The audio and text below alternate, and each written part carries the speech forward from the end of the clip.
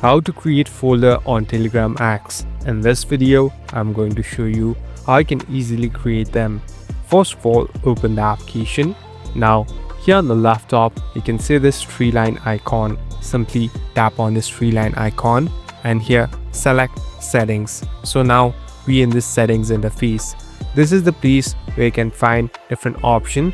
Now here there's a section of chats. So simply tap on chat folder. Here there's a section of create new folder. Tap on create new folder. So here you can name the folder and even add other people to the chat. Here select add chats to include. So here you can select the person or the contacts that you want to add, and at last tap on the stick button and you're all set to go. So a new folder has been created. Thank you for watching this video. I hope this video will help you.